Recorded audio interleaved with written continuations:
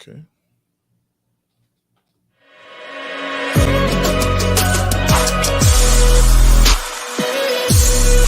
Very talented young people who have decided to follow. Then another year it starts again. Well, this is different. We should definitely be talking to these wonderful people. Once again, we urge you to share the feed on Facebook.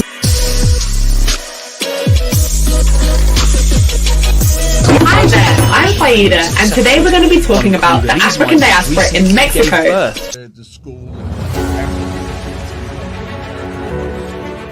Whether UK likes it or not, I have to leave this country. I became a member and a chief of the Vice Lord all in one day. All these guys, winds are out of the north at Midway Airport. His father.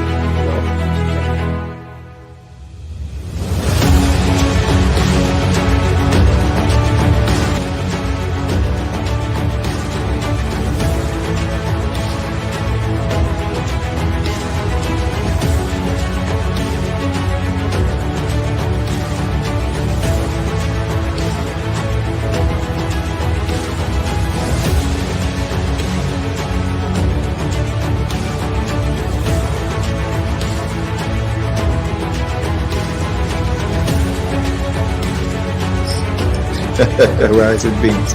Okay, kids, we have had to come to an end of this beautiful set. It's not about this. This is the inside account of a week that brought the Rainbow Nation to its knees. Right, essentially trying to inculcate into this.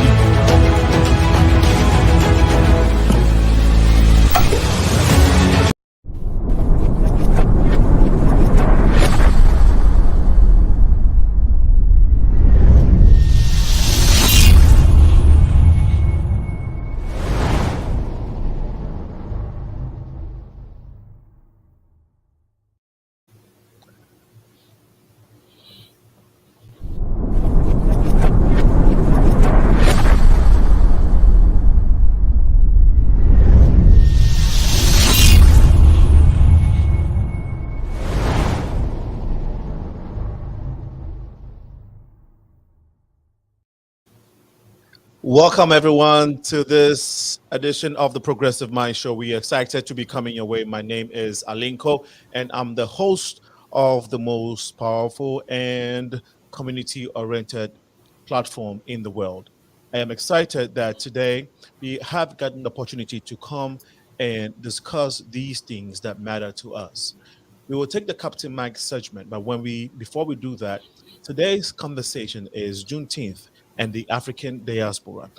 We are going to try to have a conversation about what it means, what Juneteenth stands for, what it means to the African American community, and how the story of Juneteenth or the significance of Juneteenth is for people of the African community. If I say African community, folks that migrated here from the continent, and also from the other diasporan communities like Latinx, Caribbeans, and so forth. And so we have a brother here with me who's going to help with the conversation. We apologize for this little slight start in the show. We want to take up to my segment right away. Right after that, we'll get back into the conversation. Stay tuned with us. Stay tuned and share the flyer, share the feed right now. Captain Mike, welcome to the show. We have missed, I know we've missed 2 episodes of you getting us the updates. Thank God the weather is looking good now, so please go ahead. Well, if you like hot weather, today's your day. We set a record high at Midway Airport, 100 degrees. So we have a new record high.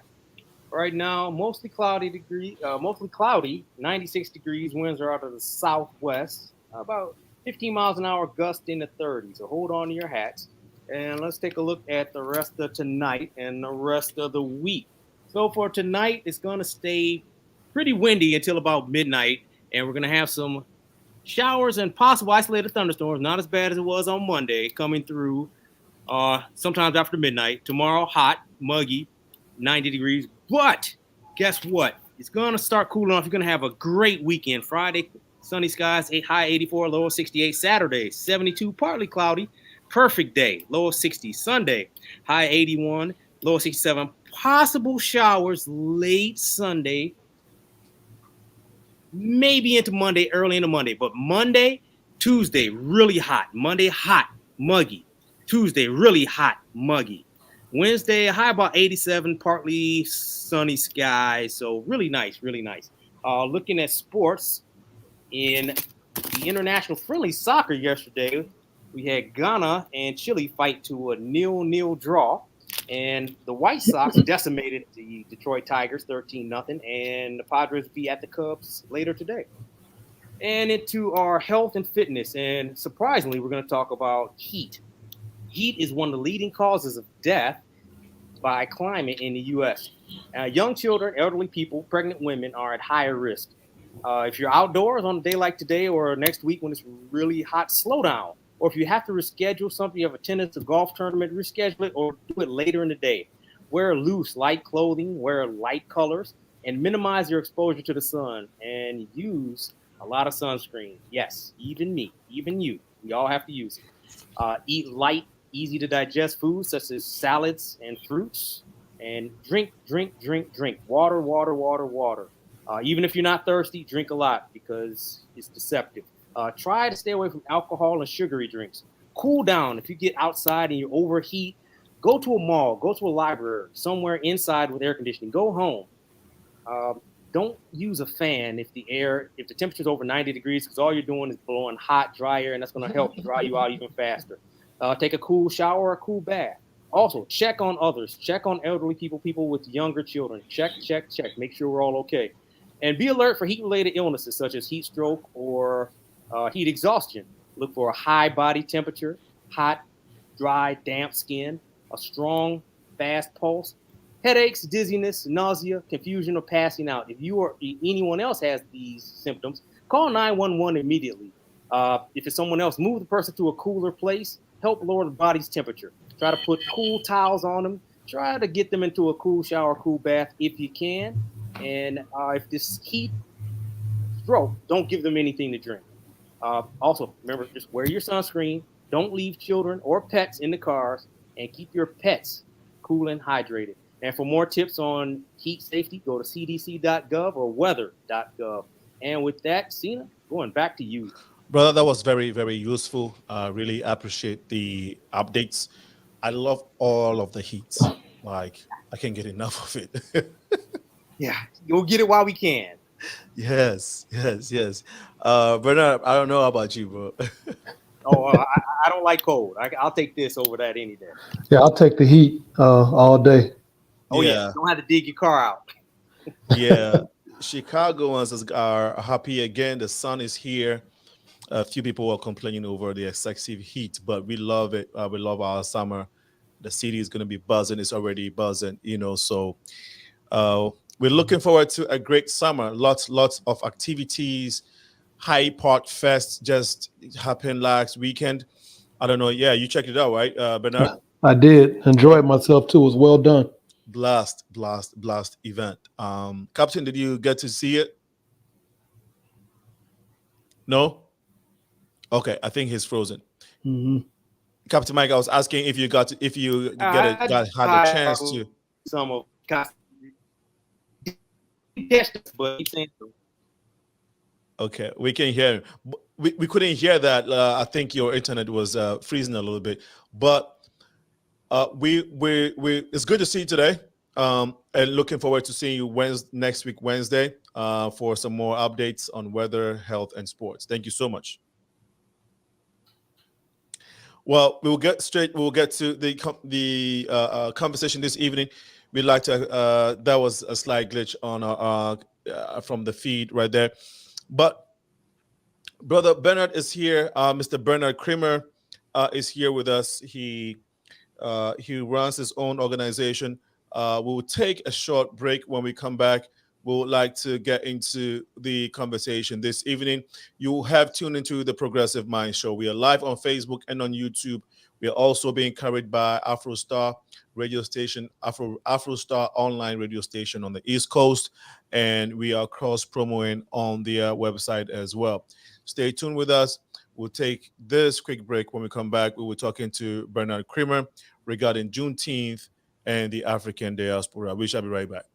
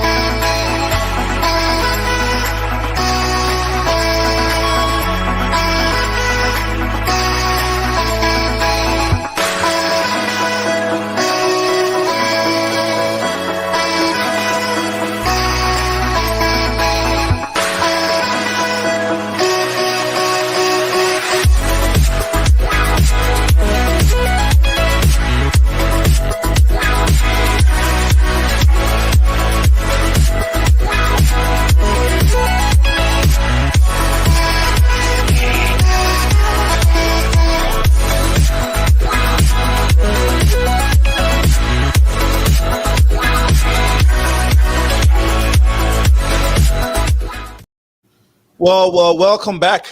So the Progressive Mind Show is a non-for-profit 501c. That is for the show. We have these conversations about bridging the gap between the Africans and African Americans, Caribbeans, basically bridging the gap within the diaspora. We are also a positive platform where we promote events that are uplifting. We encourage conversations that can affect positive attitudes within our societies and our communities. But we don't end there. That's not all we do. We create events in our communities to augment the conversations that we have on here on our platforms. We are currently online, which is Facebook, and on YouTube, Twitter as well, live. Our episodes are on Spotify. And so if you are to podcasting and stuff, if you go to Spotify, you type the Progressive Mind Show, you'll get a ton of our past episodes there, so you can check us out. And please tell a friend about our episodes on podcast. We just literally started uploading them there, and we're going to be putting them on other streaming platforms. Also important that I want you all to know is we do flyers. The Progressive Mind Show is 501c, like I said, but we also have a media company running concurrently, and we do flyers, websites, logos, anything graphics. Please contact the Progressive Minds, and we'll be able to help you. Progressive Minds Media. Progressive Minds Media is different from the Progressive Mind Show. Contact us for all your flyer needs, logos, as I said, logos, business cards, sponsorship decks is what I was going to say. Sponsorship decks as well, in addition to websites. The number to ring is 815-409-9123 or 815-277-5047. You can send us an email to info.progressiveminds@gmail.com. info.progressiveminds@gmail.com. Brother Bernard is an author. He's also an educator. He has been teaching for over 20 years. He's worked with a couple of non-for-profit organizations. Some of them are Clear the Airs Project, the National Black Leadership Alliance, and Nubian Leadership Circle. He's written 3 books, including Who Stole the Soul, and then the Weaponization of Hip Hop and Revolution Industry. And then I think the 3rd book is African Revolution Ancestry, which are in U.S. public schools purposely. Okay, so they were supposed to be in U.S. public schools, but they're not there now. That's what you. Let me correct you. The first book is Who Stole the Soul, the Weaponization of Hip Hop. That's this one. And I also have 2 children's books that basically immerse our Black children in African history and African revolutionary history. and there's one for the boys, and there's one for the girls. Wait, put it up somewhere. Yeah, no, Okay. bring it. Let's. No. Yeah, good, right there. Yep. You want to center? Okay, so let's look at put one down, and then let's show one. So one after the other. Okay. Okay. Well, let me do There the you go. first one. Is Who Stole the Soul? The Weaponization of Hip Hop. Okay. That's one that I talk about a lot, and I do a lot of workshops on. I've been teaching a lot of workshops in the schools based on this book. Okay. It deals with the on the macro level, the subject of capitalism, Mhm. and how African and Black culture is pretty much it's often commercialized, it's often exploited, and most times it's basically turned into a weapon against us due to our lack of power. And so I basically told that story. Well, I'm not even going to say a story, but I paint the narrative through the culture of hip hop. The last two books are history books that are written for children. Yeah, like I said, one after the other. So let's. That way, good. Book. Yeah. Can you see it? Yeah, we can see that. Okay, this is the girls' version of I Am, and it pretty much immerses the young sisters in subject matter. Let's say a Winnie Mandela would be in this book, and Nina Simone would be in this book. Female ancestors, Queen Nzinga, Queen Nanny of Jamaica, but ancestors that are rarely discussed in these schools that our young daughters need to know about. Wow. And the same thing with this book as well. It's for the young men. We'll talk about a Frantz Fanon, a Fela Kuti, a Fidel Castro, Thomas Sankara. Those are the type of individuals I talk about in this book. And again, these are individuals, revolutionary individuals that none of these schools that actually teach our kids about. So I became an adult without knowing about a lot of these people, and it definitely left me in an ideological deficit. Okay. And not understanding a lot about myself and about our struggle. Wow. Great work so far. We really are honored to have you on the show. This evening, we want to talk about Juneteenth and the African diaspora. Unfortunately, to our viewers, I must say that two of our guests couldn't make it. One got ill last minute, the other due to sudden change in work schedule. So we apologize for that, but we will do our best to delve into the discussion this evening. So having given us that background, Bernard, you talked about the weaponization of hip hop culture, right? Okay. Firstly, since the subject for today is Juneteenth, we're in the month of Juneteenth. Yes, sir. For those who have not heard yet, or even know about Juneteenth, what does it mean to you? Okay, for me personally, and I'll be fully transparent. For me personally, it's kind of bittersweet. I do recognize that, for our ancestors that were released from plantations on that day, released from bondage, released from those chains, to be able to walk off that plantation in Galveston, Texas, back in 1865, it was a huge celebration. It was definitely worth celebration. And for their immediate ancestry and for generations, I definitely get it. And being an oppressed people, we definitely need things to celebrate. We need a release. But on the bitter side, for me as a historian, being someone who I try to make certain that I'm critically analyzing everything. Everything deserves that. We're at war right now, and so everything is subject to that analysis. We can't just keep accepting stuff, and saying that everything is a win. I will celebrate. I'll go to a couple of events for Juneteenth, but I lean on the ancestor. I don't know if you're familiar with Jamil Al-Amin, formerly H. Rap Brown. No, not really. Okay. He was a Black Panther. We can see you, so we want to be able to look up. There you go. Okay. Yeah. And one of his quotes was, "Freedom is absolute. You're either free or you're a slave." And at the beginning of becoming a historian, I want to say about 20 years ago, I've always leaned on that quote. I don't believe in being halfway free or there being halfway wins or moral victories, especially in the context of war. And I do see everything in the context of war. So I want to start by reading. There was a general order that was read by General Granger back in 1865 to the people that were being freed, our ancestors. And I'll read it to you. It's pretty short, so just bear with me. Okay. Okay. The people of Texas are informed that in accordance with the proclamation from the executive of the United States, the President Abraham Lincoln at the time, all slaves are free. Okay, and we can talk about that word free after this. This involves an absolute equality of personal rights and rights of property between former masters and slaves. And the connection heretofore existing between them becomes that between employer and hired labor. And so they talk about personal rights and the rights of property between former masters and slaves. And it's 2022, and in every urban area in the United States, African people are being gentrified out of their homes.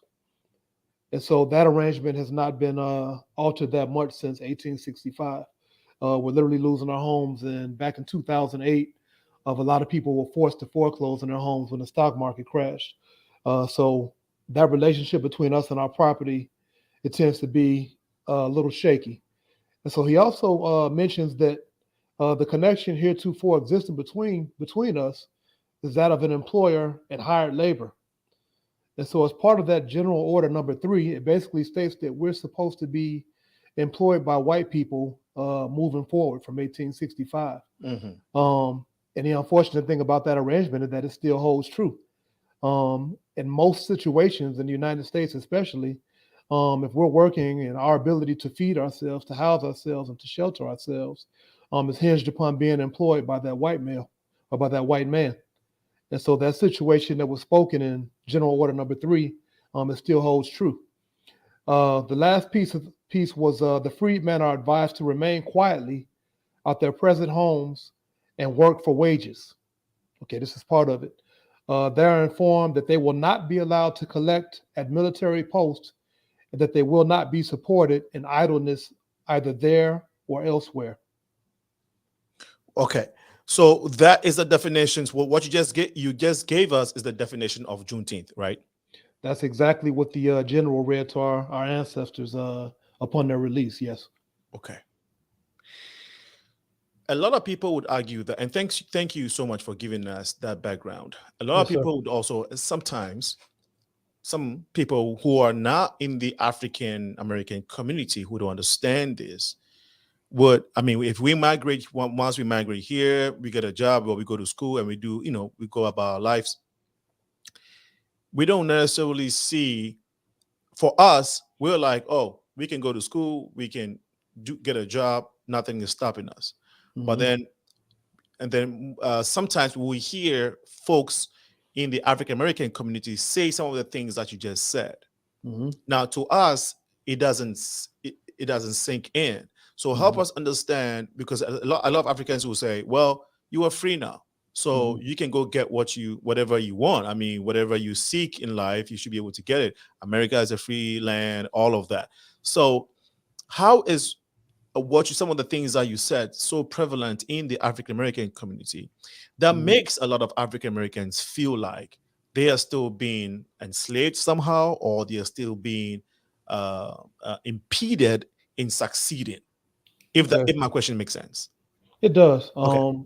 And I've come across it before. Mm-hmm. First off, I don't really consider, and I don't know for myself, and I define myself as an African, not an African American. We're all Africans. I'm an African in America. Okay, but for the context of the conversation, right? Yeah. Yes, you being an African American, right? And then we can get to that. Okay. Mm-hmm. Well, from my context, I'll just put it like this: everything that we're quote unquote free to do benefits white people. Everything.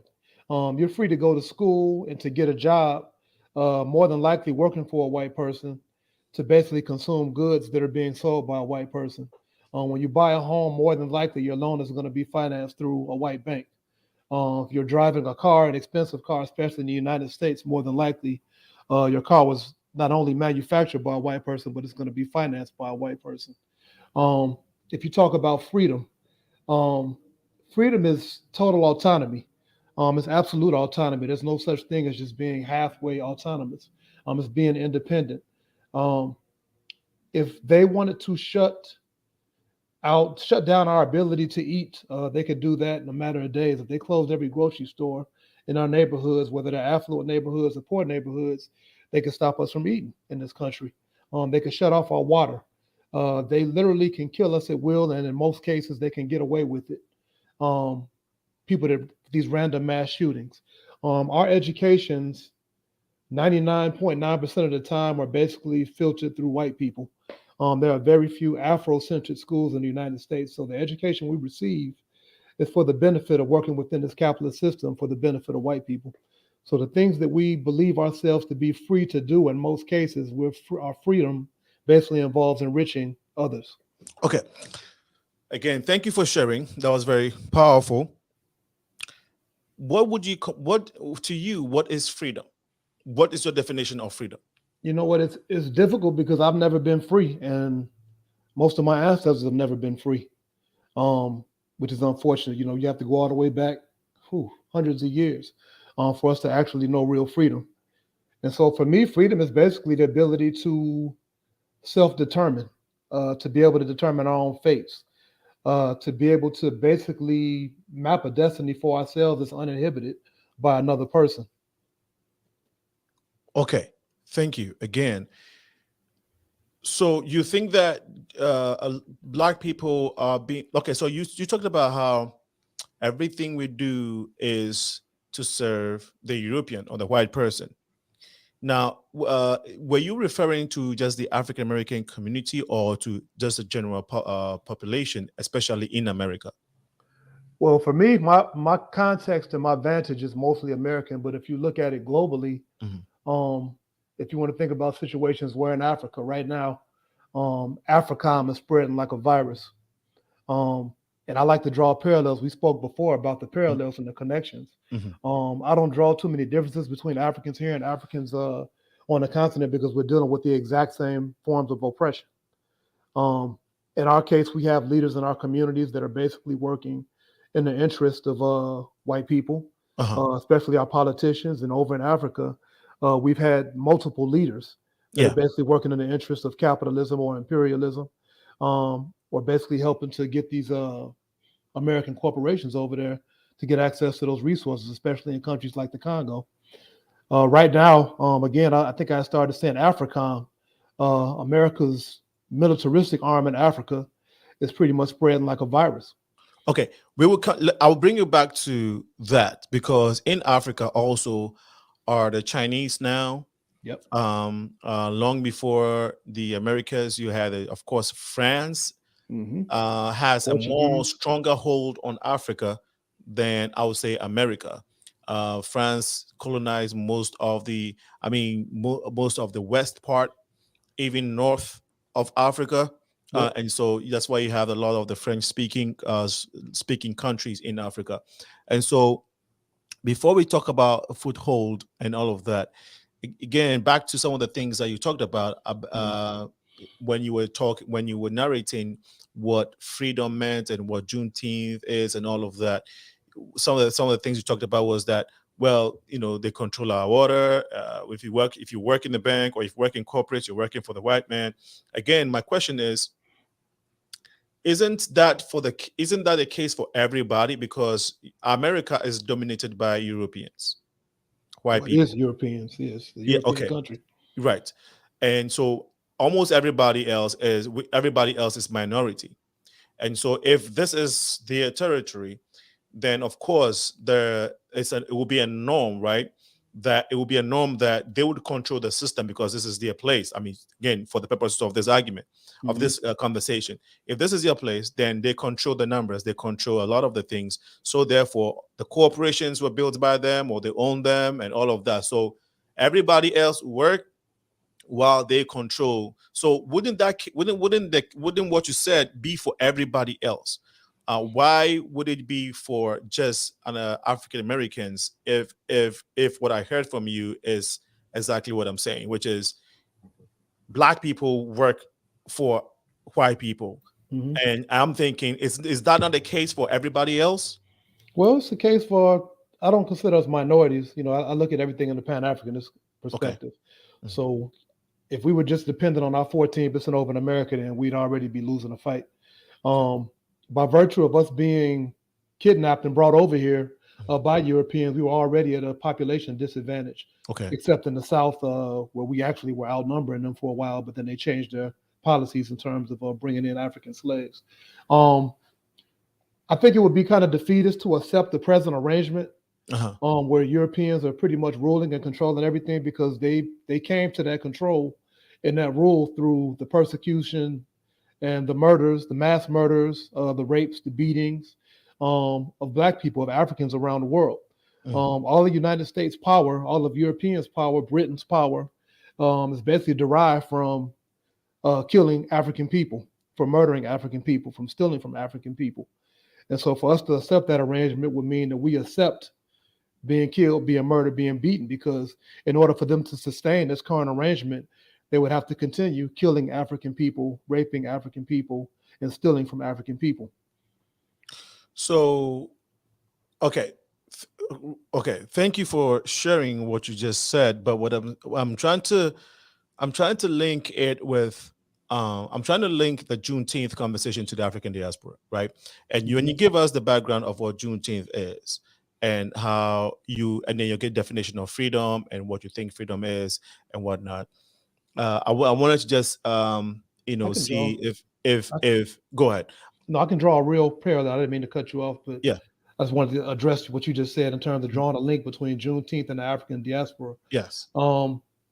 Again, I said it's bittersweet for me because it's kind of an empty celebration in that we are not free. We're not even half free in realistic terms. And if I look at a lot of the independence movements in Africa, we have a lot of flag independence in which the countries that were pretty much set up by Europeans, we have freedom within those constraints, but not real freedom because they still control the economics. You just mentioned France.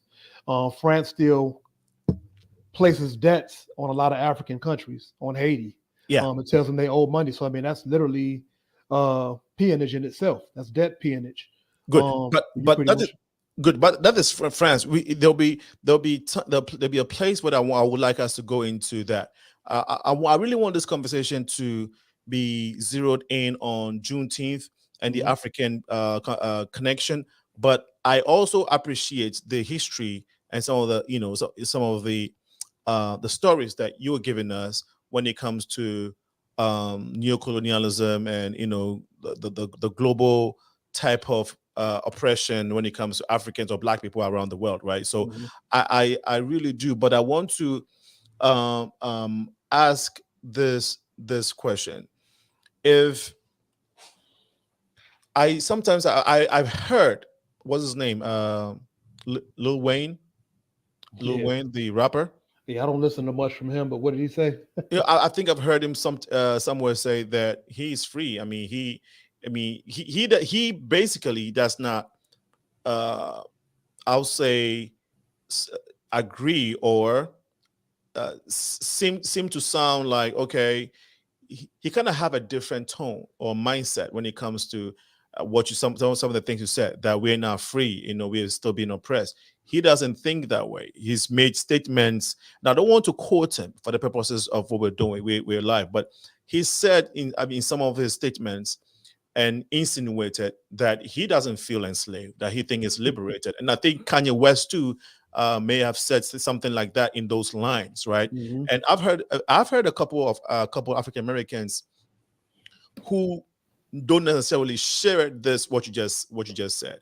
In their mind, look, we had a situation, we had a history of slavery, all of that, but today it's not like that today. We're free to do whatever we want. We can attain the highest heights. We have African Americans who have done so well. So there are those school of thoughts that exist. So how would you want to connect those two conversations? I mean, it's simple. It's class consciousness. And give you a little bit of historical perspective. Okay. When we were on plantations, Africans who had been kidnapped and brought over to America, there were the majority that worked in the field, and there would be a few that would be elevated into the house. They would have better access to food, better access to shelter. They were treated a little bit better. And eventually there became a different mindset among them that was different than the mindset of those that were still in the field. And so you had basically two classes of people that evolved. And if you have those that are in the house, they're going to have different interests after a while than those that are in the field still toiling. The ones that are in the house, eventually their interests are going to become those of those who own them. They're going to share the same interest. And so eventually you're going to have two different classes of people. You're going to have those that are in the field still toiling, still being controlled by a white master. You have those that have proximity to master, but are still being controlled by master, but they still share the same interests with master because master is giving them a little bit more in terms of compensation. Fast forward to today, those who pay Kanye West and those who pay Lil Wayne are Europeans. They got rich because of deals they made with European men. And so the same thing applies. I mean, they've been compensated. They're wealthy now. So that's when your class consciousness have to kick in. And I'm very aware of class. And once you've been elevated, they didn't elevate themselves. Black people didn't elevate them. They were elevated by those who own them. And so with that being said, of course, they don't have the same interests as us. Of course, they don't feel the plight of those that are still being oppressed in the streets, of those that are being oppressed in neighborhoods, those that are being gentrified.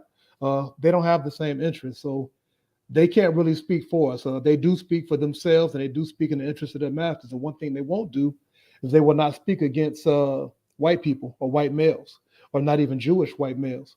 Because if they did do that, their gravy train will come off the tracks immediately. So ask Lil Wayne who pays him, and ask him if he's free to speak against white people or free to speak against Jewish Europeans. So you're saying that anybody that speaks in that manner of speaks to a free mindset, or speaks to the fact that they don't believe that that there are any impediments for them to succeed in this country, are you insinuating that all those people that classify them, all those people that fall in that category, are being paid by, delusional? They're delusional. Okay, delusional and disconnected. Okay, so let's say a Caribbean comes here with nothing. They work hard, they go to school, or get a job or whatever, just take advantage of some of the abundance opportunities here. Would you agree that this country has provided a lot of opportunities for everybody that comes in to thrive? Opportunity. What is thriving? Thrive in the sense that if you, let's say, come from a country where you didn't have you couldn't find a job with the skill set that you have, if you come here, you have a high opportunity of getting a career in that same skill set that you couldn't find a job with in your home country. You have a better opportunity of getting a job here as an African around the world because there are more corporations here. You have access to European education here, which puts you straight into a European job. So that's my point. You said that you said there's a lot of corporations here, and that's what I'm saying. So who created the corporations? Because that's what was my point. There are opportunities here. All of the corporations, the majority of especially the large corporations, are literally funded by African blood. They don't exist without the exploitation of African people. The majority of the banks that are in existence right now do not exist without the exploitation and the mass murders of African people. The same thing applies to a lot of these corporations still to this day. And if they're not even just African people, but around the world, Asian people, Latino people, are being exploited around the world. Poor white people are being exploited to maintain these corporations. So for an individual to come over here and get access to an education, that's great. To get access for a job, cool. But at the height of thriving, people would say that Obama is the epitome. But to become president of a European-run country and to basically be employed to carry out European agendas, not only in America and in African neighborhoods here, but also around the world, is that really thriving for an African? Okay. To be able to basically take the will of white agendas and basically employ those white agendas around the world and on your own people? Well, so if you live in okay, so let's reverse the case. Let's say if a few Europeans or white people live on the continent of Africa, some white people live over there? No. I'm just trying to create a scenario here, right? Just so if you can reverse the conversation. If let's say the continent of Africa and the few, like now that the Chinese are flocking into to Africa, do you think that if Chinese eventually over years begin to thrive and begin to take positions in politics and rise, do you think that it will be a norm per natural course? Don't you think that they will be carrying the agenda of Black people, Africans, because Africans are the majority in that jurisdiction, in that geographical landscape? Don't you think that that's what's going to happen? The Chinese will be Chinese, but they will be perpetuating the ideologies and philosophies of the majority population, which will be Africans. Would that not be the case? That's not happening now. Right, exactly. So yeah, the Chinese are in Jamaica right now, and they've been running through Jamaica and Jamaicans for years. In Kenya right now, you have Chinese men that go over there, they go to Kenya, and they'll literally impregnate Kenyan women just to have that child, just so they can get access to the property. And they also open up restaurants over there where Kenyans are not even allowed to enter in the Kenyan country. Good, but that is not the majority of the case. These are like one in a case situations. So you said the Chinese are going to Africa and they are impregnating others. So just like the same way, Africans and Caribbeans can come here and impregnate Americans, whether it's Black, white, Latino. We, Africans are impregnating. I mean, we do that. We do the same thing. But I guess my point is, that's why I gave you the reverse scenario, right? Well, let me add this too. Also, China comes to the Chinese come to Africa from a position of power, and so what's that guy's name? The musician, Akon. Akon, exactly. Yeah.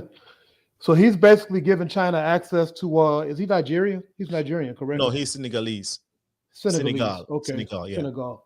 So he comes over and he gives China access to basically bring in the construction equipment and whatever is necessary to build roads and infrastructure. And attached to that is debt for decades. And so with that being said, I mean, that's literally putting Africans in the exact same situation that they are in with France. Right. Debt peonage. And that's ownership. I agree. I agree. So yes, Chinese have somewhat developing or have somewhat of a diabolic strategy when it comes to Africa.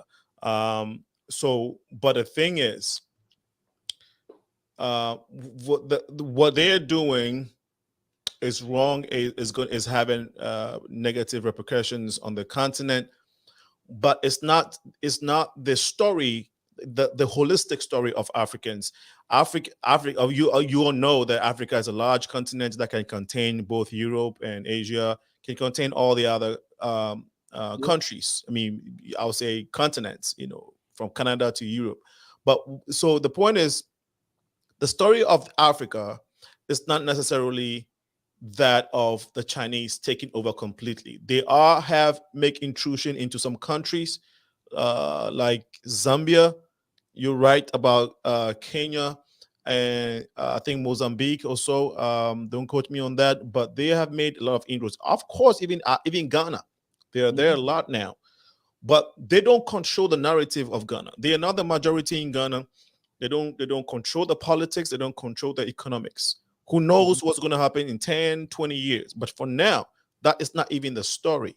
So my point is, they are still a very, very minute minority in Ghana. Right, but they're doing what they're doing now. Africa's story is very different because our politicians have now served us right. So we don't have here. Okay, good. So same as here, but I think that comparatively, we may have bad situations both ways, America or Africa, but comparatively, I think that America's situation is way better when it comes to economics, when it comes to politics, and of course technology. Better for who? Sorry? Better for who? Better for the people who live in America. Because like you said, I think a lot of African Americans would also attest, because I've heard this, the argument on both sides, right? African Americans will think that, well, look, I've made it here. Actually, they are fundamental African American. I don't ascribe to fundamental Black Americans or idols. Okay, so you know idols, right? So that's what I'm saying. So there are other Black Americans who do not necessarily ascribe to what you're saying. So that's what I'm trying to get to. That isn't well, the numbers. I ascribe to numbers and statistics. Okay, so numbers. Do you have the reality? Numbers? You have some numbers? I don't have them. I mean, I can.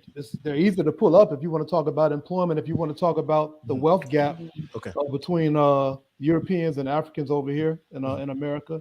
Yeah. If you want to talk about education, if you want to talk about incarceration, if you want to talk about health and nutrition, all of those numbers, they would tell you a real story, very real story. And so those that think that we're thriving over here in this country, that is generally those that delude themselves, and they pretty much have considered themselves making it or thriving based on their proximity to Europeans. It's not based on any tangible, any reality, any data points. Okay, brother. Thank you so much, Bernard. We have been talking about Juneteenth and its connection to the African diaspora. We have BB who just joined us. We will get to BB in a little bit. Very interesting dialogue so far. If you want to join in the convo, please ring 815-277-5047. 815-277-5047. That said, Brother Bernard, you made the last point that you made. I had a follow-up question for you. In that,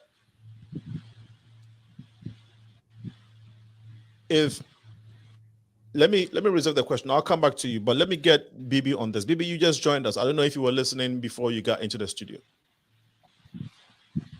BB, can you hear us? Okay, BB, we cannot hear you. You may want to unmute yourself. Or you may just want to take off the headset because we cannot hear you.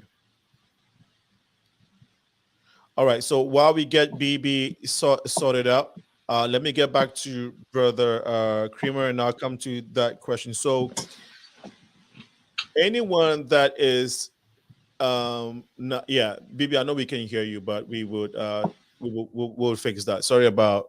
She's muted right now. It looked like. Yes, she's muted. Let's take this quick. BB, can you? We shall be right back.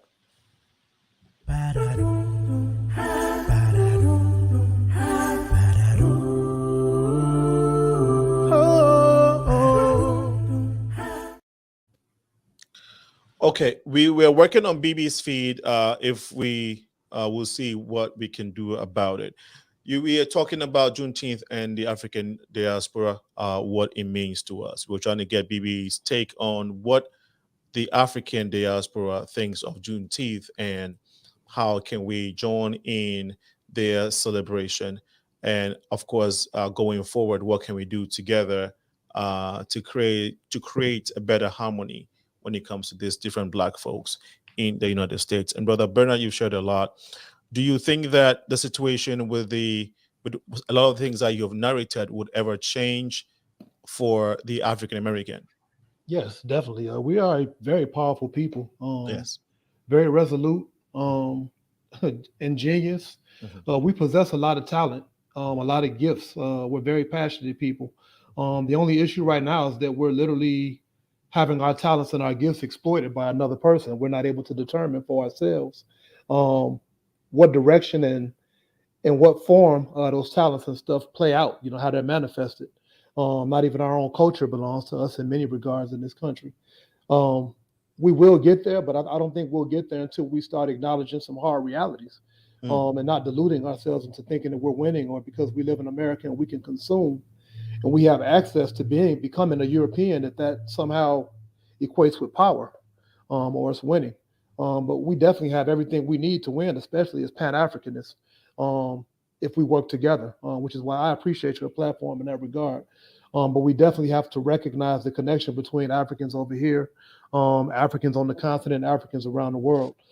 That is a very powerful, how can I put it? It's a powerful tool for us. And this country recognizes it. Europeans recognize that when Africans work together, as Malcolm X was seeking to do before they killed him, as Martin Luther King was looking into before they killed him, as various leaders over in Africa were doing before they were killed. If we work together, we come together, we understand that we are one people, we become a dangerous force. Brother Bernard, what do you think that African Americans have not done right because you talk about the African American community not being free? If I'm correct, right? I'm not going to say it's. I'm not going to say it's more so a function of what we're not doing right, but it's just a function of Europeans maintaining their system and funneling us through their schools to basically indoctrinate us with their ideology, their faith systems. So you think that you were forced to go to school here? You're not physically forced to go to school, but it is against the law to not go to school. And if you want to go to school, basically put it like this: under capitalism, with fiat currency, if you don't have access to fiat currency, you do not eat. You're unable to clothe yourself, and you're unable to have shelter over your head. So in order to obtain fiat currency, one must have a job. In order to get a job, you have to go to school. And if you go to a school, more than likely, 99% of the time, you're being filtered through a European school where you're being indoctrinated and socialized and westernized into their philosophies. And so it's more so a function of what they've done to us as opposed to what we're doing, because we've had plenty of ancestors. We literally resisted. We had over 250 resistance movements during slavery. After that, we've had an entire Black Power movement where they pretty much murdered all our leaders and pretty much murdered and decimated all of our organizations, because they know what happens when we discover the truth of ourselves and the reality of ourselves, and we pursue freedom in the right way, in the correct way, absolute freedom. Juneteenth has been celebrated for some time now in this country. From your experience, do you think that it's gaining momentum to a point where it can become a national holiday, like we have May Day, Memorial Day, June 4th? I mean, Memorial Day, essentially, and then days like Labor Day. Do you think it has the momentum? And even, basically, do you think it has the moment? It has the potential to get to that point?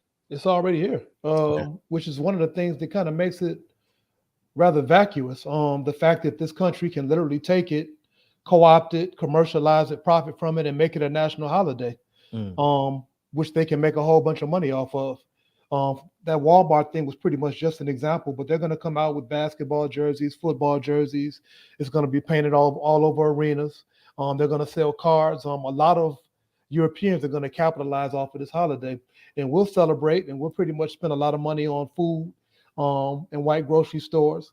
We'll travel using white airlines, and it'll become another holiday where this country is pretty much commercializing and adding to its gross domestic product by a holiday that that was pretty much given to us because we didn't free ourselves. This country does not celebrate any resistance movements that we achieved on our own. They basically celebrate when they so-called free us, and no person is going to free us. We have to free ourselves. Okay, great. Thank you for sharing again. So you talked about you said they didn't free. You have to free yourself. Yes. And before I ask you, how do you do that?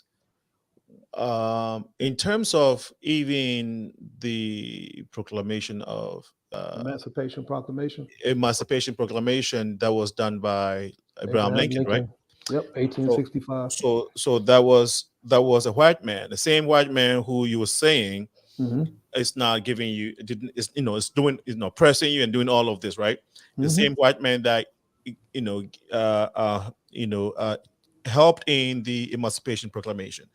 Then before that was the abolition. Well, the Emancipation Proclamation came first, and then the 13th Amendment came. Hold on.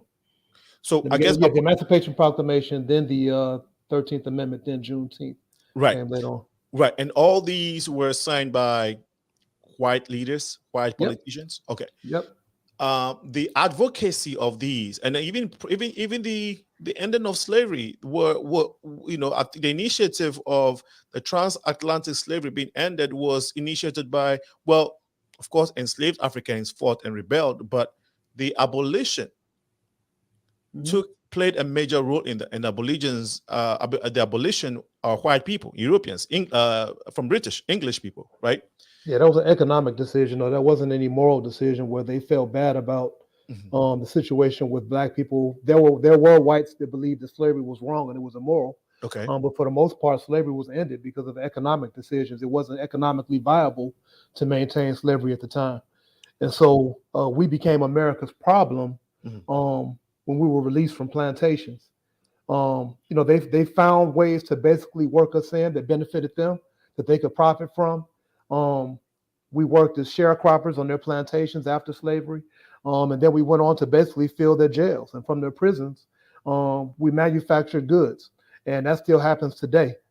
Today, we're still the most exploited. Most of the finance charges and housing and car ownership basically come off of African people because we are, how can I put it?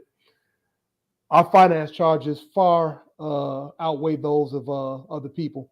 They make a lot of money off of our debt and basically off of our oppression, for lack of a better word.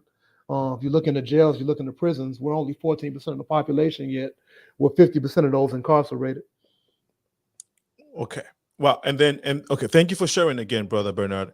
And then when it comes to again, we just mentioned Abraham Lincoln, and in all of these movements that had given enslaved black people in America some freedom or freedom. Yeah. Sorry? I told you I still hang off of freedom being absolute. Like you can't be part free. Okay, like so you can't be half free or quarter free. Like either you're free or you're a slave. Right. So, but the progression that black people have made, is what we're trying to talk about, has been contributed or has been initiated by, even though black people fought for it, but the white man had to also, you can also had support from the white man. Dr. Martin Luther King had a lot of support from white people, right? Is that not the case? Support for integration when he was trying to integrate us, and he was working with the civil rights movement and the NAACP, which was mostly white. He had support to integrate us because integration it's an impotent movement. Integrating us is basically submitting us to white power and basically fueling their machine. And so when Martin Luther King abandoned the integration mission and he started talking about Pan-Africanism, and he started talking about power, and he started talking about ending capitalism and the wars abroad, militarism and imperialism, they killed him. So white people don't have a problem with integration as long as your quote unquote freedom comes within the context of their control. They're okay with it. But if you're talking about actually living as a free man, a free black man, and actually having a modicum of power and controlling your own affairs, they will kill you. And we've seen that throughout history, not only in this country, but over in Africa as well. Patrice Lumumba, Thomas Sankara, Amilcar Cabral. We have we have so many examples. So you're saying black people are not free either on the continent of Africa or in America? We're not free, no. You're saying all black people, or are you saying some? Because a lot of them will also disagree with you, because a lot in Africa will also think that they are free because a lot of rich men and people who are doing extremely well, they don't have no type of pressure. It's not to say that there are not influences of other people in Africa. It's not to say that, but what I'm saying is that a lot of people will also tell you that, look, I don't see what you're saying. Yeah, in order for there to be a few rich people, there have to be a whole bunch of poor people. That's the nature of the system. That's the nature of the system that has found its way into Africa and has found its way into the mindset of many African people who believe that there's a correlation between being very wealthy and being free. Being very wealthy just gives you access to the different things that those in power actually have, but it doesn't necessarily render you free. Being able to buy things, being able to consume things does not mean you're free. Proximity to whiteness or mocking whiteness does not mean you're free. I can give you an example, and this is a macro example. We had nothing to do with the drawing up of the 55 countries, 55 now, I believe, in Africa. We didn't draw any of those boundaries. Absolutely not one of them did we draw up. And so we're literally operating within a system that was drawn up by them, and it works to our detriment. As long as we're seeing ourselves as separate from one another. Ghana, Nigeria, Senegalese, Zimbabwe, South Africa. Benin, we are all African Cameroon. people. which is why I appreciate the EFF, the economic freedom fighters in Africa. People like Julius, I can't think of his last name right now, but he's in South Africa basically fighting for the things that I'm talking about. An end to capitalism, an end to imperialism, an end to European influence over there. And a lot of us have basically gotten satisfied with basically just having or accumulating fiat currency with the pictures of these dead white males on them. And so they consider that free. They equate that with freedom. You keep saying, what is, I think I asked this question again before. Again, I asked earlier, but again, what is freedom for you? Self-determination, total autonomy, total independence, without someone being able to filter your freedom or determine for you what your freedom is. And so when you have that freedom, what does it enable you to do now that you were not able to do before? It enables us to actually thrive as human beings on this planet. I mean, this is a human rights fight.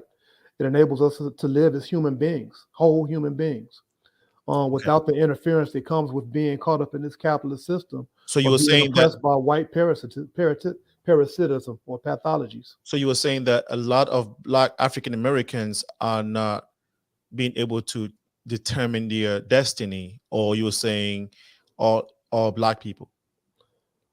Let me ask you the question. Yes. What African in this country do you know of that can determine his own destiny wholly, like 100%? What African in this country? Well, when I say African, I mean all of us. Yeah. What African in this country can self-determine for himself what he does. Well, without the influence of Europeans. I've heard people like Damon Dash talk about his business. Right. Well, yeah.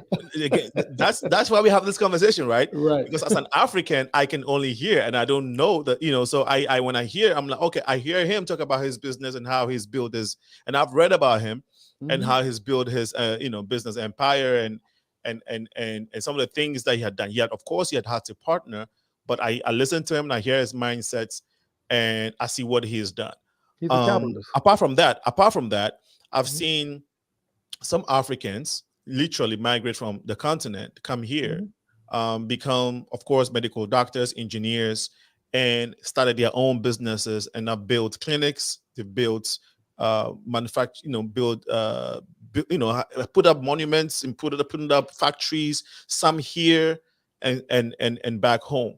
So I've seen Africans and some Caribbeans who have come here and have, I don't know if that is a determinant of their own destiny or somebody's pulling strings, but I've seen people work to get to where they are now. So I don't know if that's the right definition of self-determination or, determining your own destiny. Let me give you a reality. Again,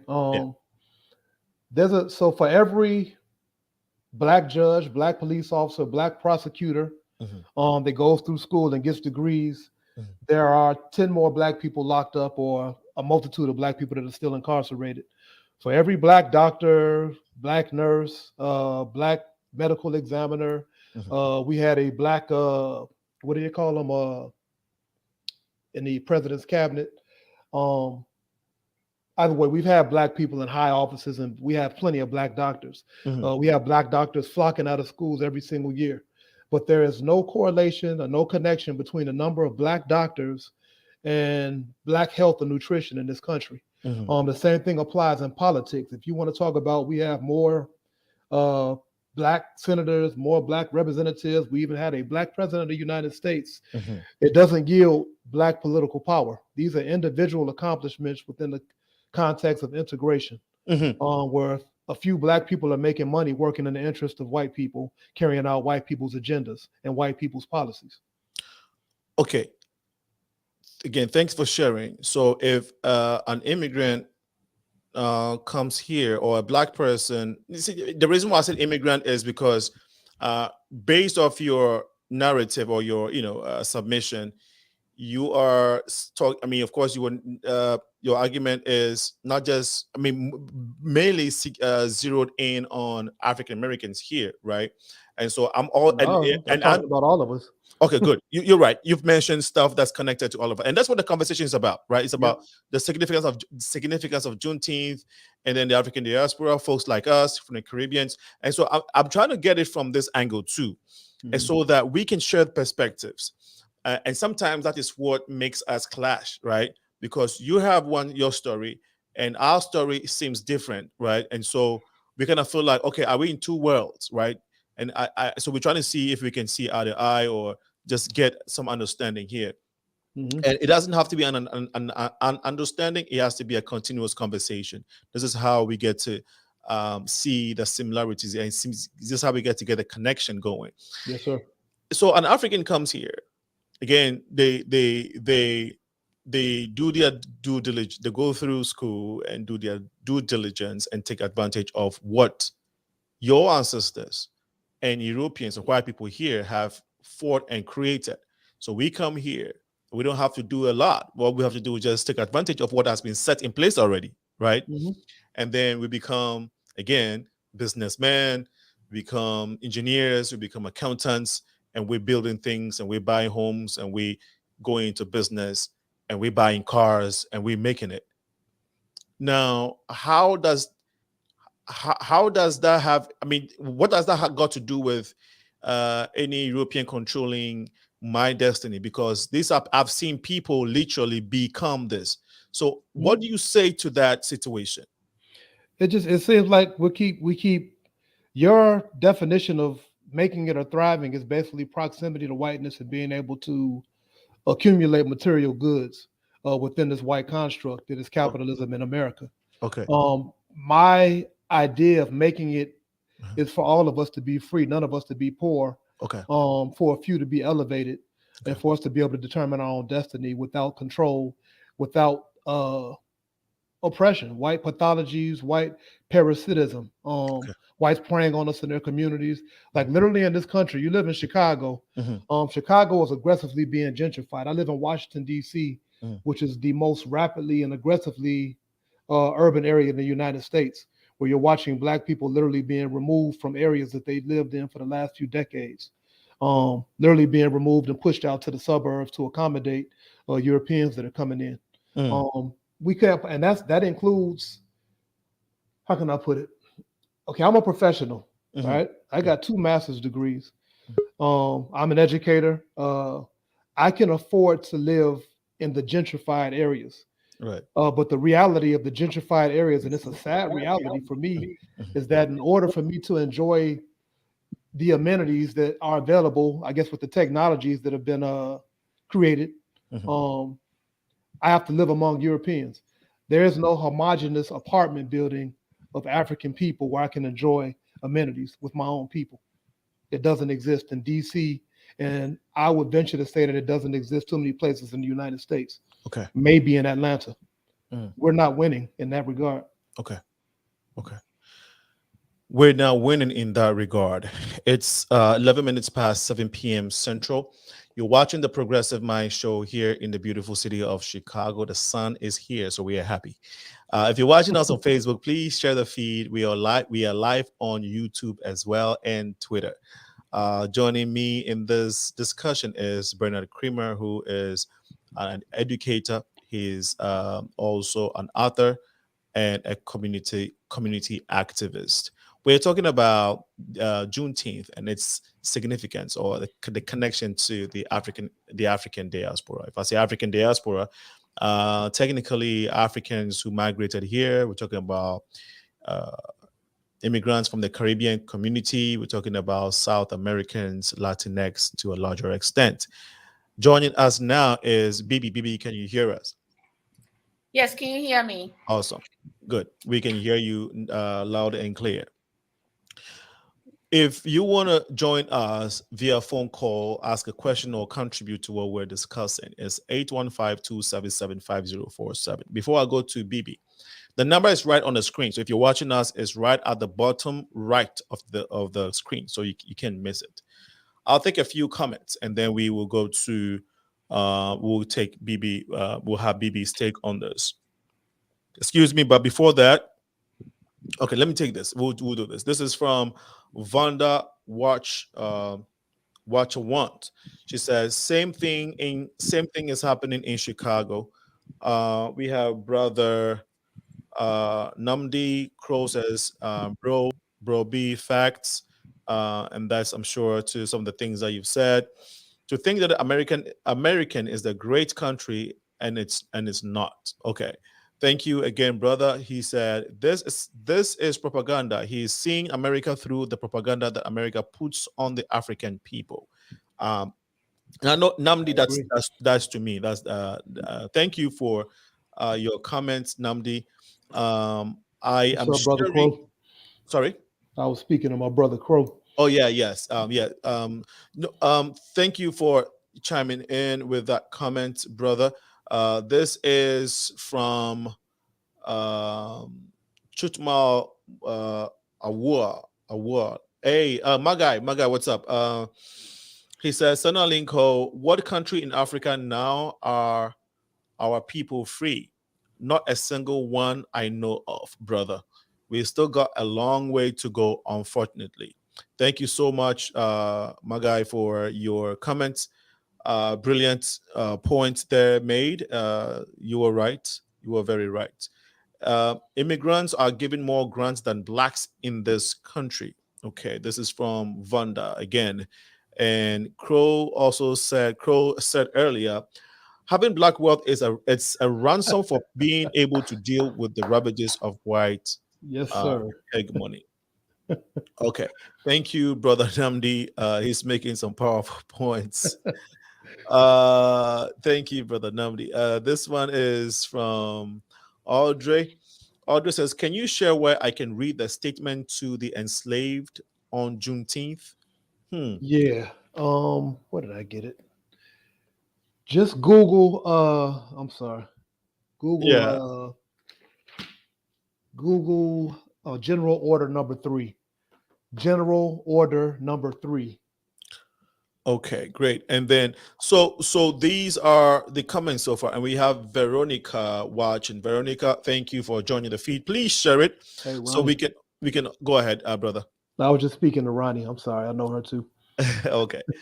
Yes, please share the feed so we can all have this very important conversation. And bro, so this is why before BB comes in, it looks like we lost the feed. This is why the Progressive Mind Show does the Bridge and Gap, project, and we do it on this platform and in the communities. And we have an event coming up July 16th at Rainbow Push. And so the diaspora is going to come together. You're going to have Africans, Caribbeans, African Americans, Latinx, South America. We're all going to come together and exchange our culture through the art of dance, and we're going to share food. This is one of the unique events. This is one of the only few events in Chicago that is not going to have vending. This is because we're trying to stay away from just the commercial. We're trying to get the commercial out of some of these events that we do, because in this era we have to be very intentional about our healing. If you listen to the conversation we've had so far, you can tell the different mindsets and the story, because our stories are different based off history and what has happened to us as Black people. And so there's a lot of misconceptions and there's a lot of confusions in our head. But we have to create spaces where we can come, we can commemorate, we can share food and share our culture and just celebrate us. And as we do these things, we can begin to at least get to understand, and some of these things that we don't know about each other can begin to unfold. We need to heal as Black people. And in this Juneteenth month, I pray for healing for Black people across the globe.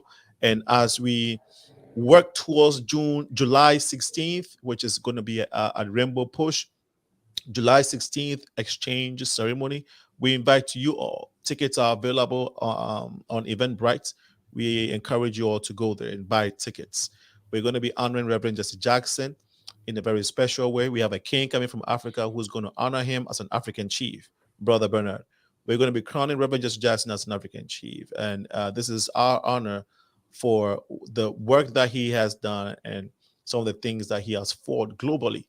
He stood for humanity globally, and of course his enormous work in this country. And so that is one of the high points at the exchange ceremony, July 16th. It's going to be 4 to 9 p.m. We encourage you all, if you go on the Progressive Minds page, the flyer is there, you can share it, But more importantly, buy your tickets now and encourage folks to get tickets as well. We have BB here. Let's see if we can add her to the feed. BB, can you hear me now? Okay, we're still having a challenge. So we will go straight to Brother Bernard. Have you, in all these years that you have been working as an activist in the cities or in this country and throughout your life, have you had the experience of Africans trying to work with African Americans, or at least trying to understand some of the struggles of the African American? Have you had that experience? Well, I'm a historian, but I'm also a Pan-Africanist historian.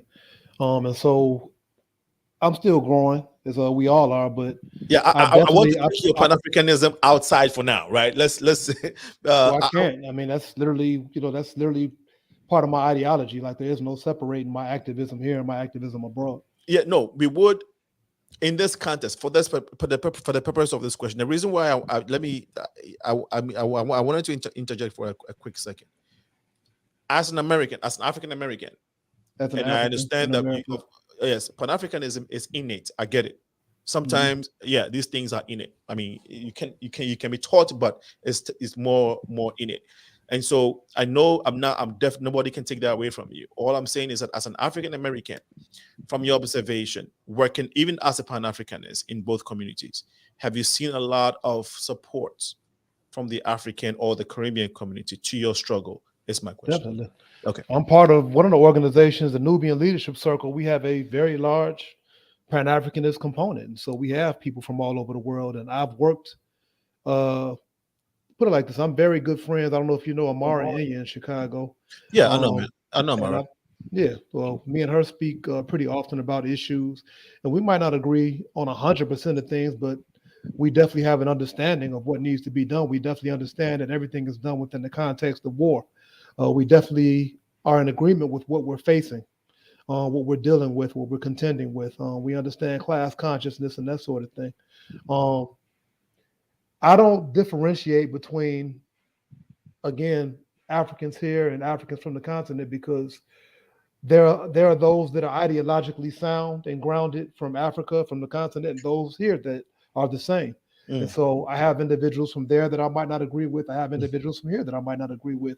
But I also have a lot of individuals from Africa and from here that I do agree with, or that agree with me. So it's across the board. I mean, it's pretty much the same. Okay. It depends on who's read what and who's actually analyzed what and who actually pays attention to numbers versus emotions and the accumulation of wealth and that sort of thing, the American dream. What do you think? Bibi, can you hear us now? Yeah, I can hear you guys. Okay, you've heard the conversation for some time. What's your take so far? I want to say first, thank you so much for having me and for setting this up, given Juneteenth coming up on Sunday. It's really a significant conversation that we must be having every now and then. It's not just only wait for when it's Juneteenth, but it is a great thing that we do have it as a holiday that kind of wakes us up and help us to think about it. We as Africans as a whole have a tendency to forget what has happened, So this is a great every annually to help us to go back and remember what happened.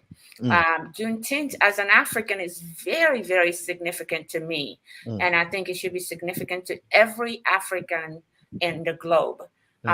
Without it, without the African Americans after the freedom and end of the emancipation, which is really what Juneteenth stands for, we will not be here. I will not be here. You probably wouldn't be here doing the show. I raise my hands and top my hats off to our forefathers who, after the end of the slavery, fought the freedom that we all enjoying right now. I don't think we would have been able to come back or even think of coming down here, whether it be America or in Britain or any other parts of the non-African countries, had it not been that we have the privilege, we had the fight that has been fought for liberty for us. it actually, happened again. If we all can see it in 2020. Without our brothers and sisters born here as Black African Americans, given voice to our freedom, standing up for our rights. We saw how it actually, with the Black rights movement, we actually saw how it actually helped out with the movement that started in Nigeria with the NSAR. So we are trading along. We should be clapping for our brothers and sisters and really going right behind them in every aspect, supporting and really rooting because we have the same issue. I don't care where you come from as a Black person, we are suffering the same issue. It's just only actually brought up upon us, or the rhetoric is different maybe, but it's the same. Thank you so much for sharing, Bibi, and I agree with you. And that's why we do what we do, right? That's why we engage in these things, and that's why you're part of the team that is working on the exchange ceremony. This is very, very dear to us, as we think that is the most important conversation for the African diaspora at this moment. What we can do to help our situation. Brother Bernard, what do you think we have not done well, and what do you wish that we should be doing more? Again, I think as an oppressed people, we've done everything that we were supposed to have done up to this point. Okay. So I don't think it's really a function of what we haven't done. It's a function of us reorganizing and contending with what they continue to do, which is pretty much, in many cases, have us going against our own interests and focusing on the wrong things and the wrong definitions of freedom. I believe that our ancestors got it right when you want to talk about Haiti, Guinea with Amilcar Cabral, the Mau Mau movement in Kenya, the Cuban Revolution with Castro, the Stono Rebellion, and the hundreds of other rebellions that took place in this country, the Black Power movement, Brother Fred Hampton in Chicago. They were doing it right. And so what this country did was pretty much eliminate them. Okay. And so what we have to do is basically read the books and the works and study the works of those that this country eliminated, so we can organize correctly and do the things that they were seeking to do. Great point. Now, do you think that, thank you for sharing, Brother Bernard, do you think that as individuals, we need to be intentional about knowing who we are, like you said, not just necessarily reading these books of this the names that you mentioned, but just learning about our identity, our culture, where we're from, because a lot of the knowledge is also hidden in just trying to know your roots, and you could get it from your grandparents back in Africa if you're an African. If you're a Caribbean, you can just get it from people who are in the Caribbean. If you can all, again, because knowledge and wisdom of who we are and our identity and what we must do may not necessarily all exist in the books, right? It also comes, it may not, some of the things that I learned from my uncles or grandparents. And that's why in Africa we pay a lot of attention to our elders, because sometimes we get that wisdom from them. So when I say not all of it is from the books, I literally mean that. Yes, we have to read, but the essence of who we are as Africans and what we must be doing as Black people, where we have to put our money to, what we have to be focusing on, what is necessary in life. You don't always have to get those. You don't always get that type of information and wisdom from the books. Where will we get it? A lot. That's what I said. A lot of times, as an African in this country, I don't have the benefit of reaching beyond my grandmother or my grandparents. They're all deceased now, but I never had the benefit of reaching back and understanding who I am as an African, rooted in Africa, because none of them are from Africa. They're from Alabama and Mississippi. And the same thing applies to those in those Caribbean countries as well. Yes. We had an existence prior to Europeans ever coming to Africa. Good. So when you're talking about your grandparents and their grandparents, we have a history that goes back well before there was a European in this country. And you have to read the books of historians who dedicated their lives to knowing our history and understanding our history and culture across the continent and across the world to understand that history. Not just the history from our grandparents or our great-grandparents, but our understanding as a people, where we're rooted, where we come from, what we come from. I agree. Reason why I made that point is you see a lot of people, I hear a lot of people going to France. I mean, a lot of Americans traveling to France. They go to Portugal. Now, as a black man, I mean, as a black person, I don't know how much I'm going to learn from when I go to Paris. Yes, I'm going to get some designer, things to buy, some fashion, clothing, whatever. But how about a lot of Africans or black people start taking trips to the motherland? That's my point. Because sometimes, that's all I'm saying. Because sometimes you don't even, everything you're saying is correct. We have to read. But sometimes if you just go and see what it is, I embrace any opportunity. We have trips planned. It's expensive, unfortunately, to go to Africa. But one thing I've never seen value, and this is just me personally, I'm not going to step on anybody's toes, but I've never seen value in an African going to France, Spain, Italy, Greece. I've always said, for what? That's literally been my, like, why are we going over there? We have enough Europeans here to deal with. Why would you go over there to where they come from to learn more about them? When you're learning everything you know about them here in this country, go home, learn about your people, where you come from, embrace their culture, and embrace your people. But I say that about people, the diaspora around the world, because when I go to Mexico, I want to talk to the Mayans. I want to talk to the Aztecs. I want to talk to the Incans, because they're dealing with the same issues that we're dealing with in America and in Africa as well. Wherever I go to a Caribbean island or an island, even if it's just the Bahamas, I don't want to go to the resorts. I want to go talk to the people that are dealing with the same capitalism that we're dealing with here. That's okay. So thank you. Great point. And that's I think we're all making the same point, right? Even when you go to, like I said, if you go to Jamaica, if you go to some of the resorts, take time and go to the countryside. Go to Kingston. Right? There you go. And just watch how we do things. Look at culture, the way we eat, how we interact with nature. It does something to you. It's just that self-realization or self-actualization that nature gives you that you cannot get from anywhere else. Yeah.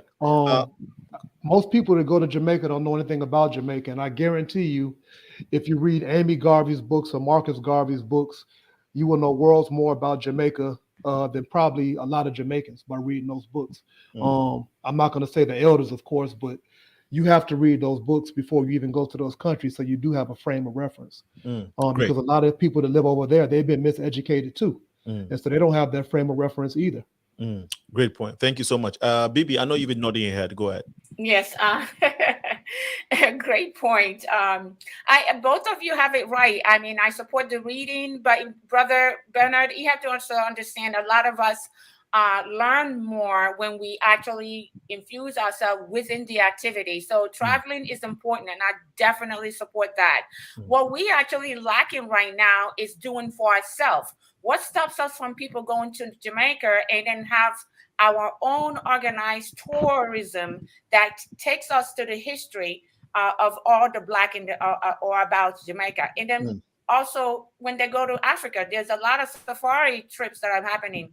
And there's a reason why the airfares are very expensive. We are not meant from the get going to really communicate with each other. There's a lot of barriers that have been set up, but we need to be the one to fight and look for and actually seek to change, seek to get to be educated, rather than just wanting for something to be handed down to us. So there is a reason why we have to go back to Africa. When you go to Africa, you're going to learn more. You're going to get from the, from the root, rather than what you actually, got from someone who wrote it on the book. You see the land as it is. Most people don't realize that even just simple South Africa and Nigeria, there's a lot of developments there that are very comparable, if not even in communication and some of the features are better than here. But the reason why we are all here is that there's a functioning of things. There's a routine. There's a system in place that is not being allowed over there. So if you can't you can't have a computer if you don't have the patience to learn how to really read the instruction before you put the computer. But we learn in Africa, to me, we are learning and emulating the American, the British, the Canadian way without even knowing the system we are emulating. You know, we need to form our own. And I have nothing against emulating any system, but we need to also make it comfortable to where it is and comfortable to where it is to our own type of people, our own culture, tradition, the way we learn, the way we can really comprehend it for all of our people. You know, you can't just take a system. That's what's causing a lot of problem in Africa. We are trying to emulate a system that we don't even know. And even if we know, we can't even practice half of it, you know? So it's a jungle, you know, so. we had our own ways of communicating. We had our own economies. We had our own societies. We had our own civilizations. We had our own languages. We have these things. We just have to rediscover them. And the reason, to piggyback off of what she said, the reason that I stress the reading piece, of course, I'm an educator too, but I know a lot of people that travel to these different places, including Africa, and they travel as Americans with American mindsets. And so if you don't go to these places armed with a frame of reference that is of who you are and your culture, you go over there, it's somebody that wants to spend most of their time on a resort having African people serving you. Wow. Yeah. Brilliant points, guys. I think that sometimes I've run into a lot of people who have made multiple trips to Europe. Like people, maybe you hear it. Some people say, "Oh, I've made 3 trips already. I have 1 more to go." Like you've made 3 trips to Europe already. Now, if you had put 2 of those trips together, you would have done 1 African trip, right? that's the point I'm making. Africa is expensive, but it's worth all the saving, the sacrifice, and the time. And I know that experience has not been in existence for a long time. But once you give yourself that experience, especially Black folks who are in the America or in North America who have never set foot in Africa, give yourself that one experience. Just put 2 European trips off and you can make 1 African trip. Just don't go to Europe. You can get the European experience in America. You literally can. Like, and there's an Italian town, there's a Polish town, there's a Greek town. You can literally get it all here. You're right. And then the thing about, just going to Africa is it's not just that spiritual satisfaction or connection that you get, that cultural fulfillment. Money, nothing can buy it. It's a feeling that you cannot get anywhere. Yes. Now, secondly, I think what it also does is that it at least gives you the opportunity to see what is available in terms of business. Because when some of the Chinese go voluntarily, others are going because there is a whole agenda of China, trying to conquer Africa, whatever, or trying to infiltrate Africa.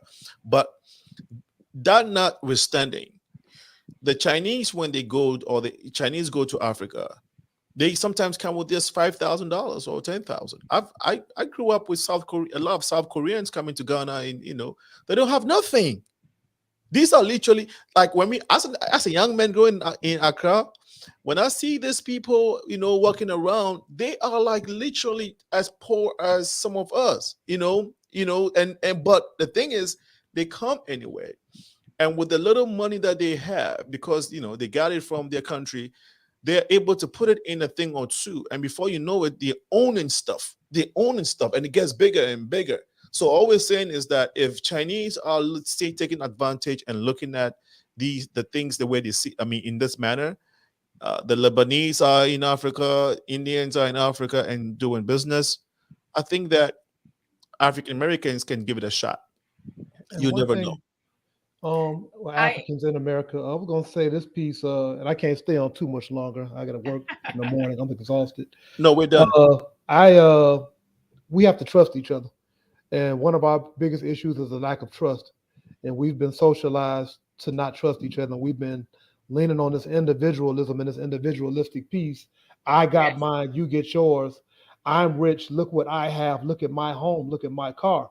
Instead of organizing, pooling our resources and building for the community versus just building for ourselves. This individual wealth thing is killing us, literally. And that's literally a capitalist mindset. That's a European mindset. And so when we get back to trusting each other, and that's something that we have to build, I guess, part of that healing you spoke of earlier, but I kind of believe that we have to fight before we can heal. But we do have to heal our mindset. So we do have to heal that. And we have to start, basically pulling our resources. And we got to trust each other at some point, but we got to get beyond the stuff that's propagandizing us to not trust each other. It's intentional. It was intentional. We have to remember that. I think the re-education of the Negro, which I turned it and called the re-education of Africans, that our forefathers started, needs to start happening in conversations like these. And like you said, we don't trust each other. We Africans came here hungry to make it.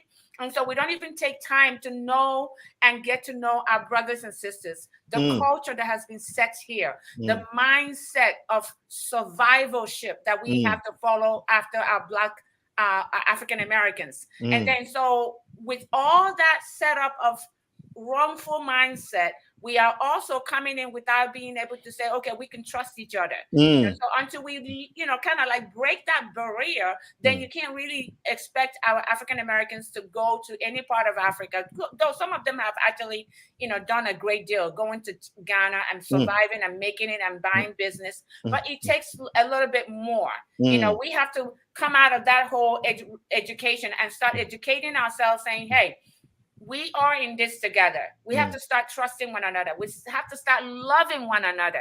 I should be able to see you as my own, not fight you or be angry because you're making it, so there's a lot that we have to get behind that barrier. But it takes conversations like this, and it takes intentional doing it. If I see you going to Africa, I should be able to hook you up with somebody in the village to take you around, and vice versa.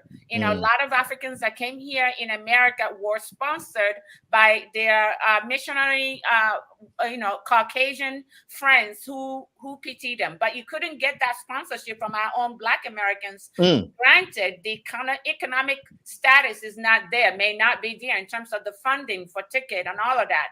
But it takes us realizing that these are the steps that we need to take on our own, to form that unity, to form that respect. Let's be diverse, but at least respect in unity as one, as Africans. We can never go wrong in doing so. I agree. Wow, powerful points all made. But the one that stands out to me this evening is, before we heal, we got to fight.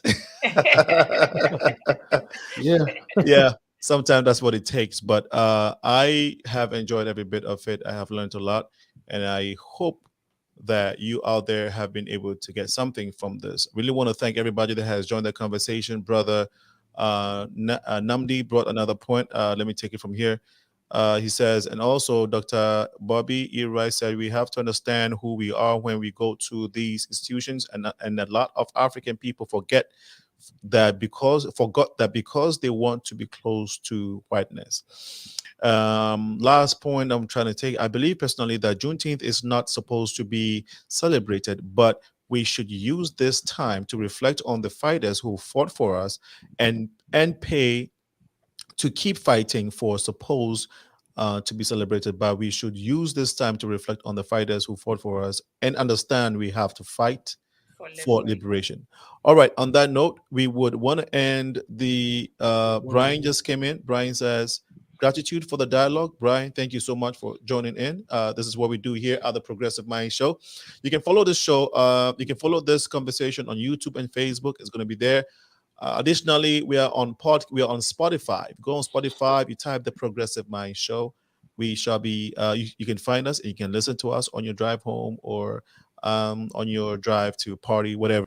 Want to thank my guest this evening, Bibi Belechi, who is the host of the Prayer Talk Show.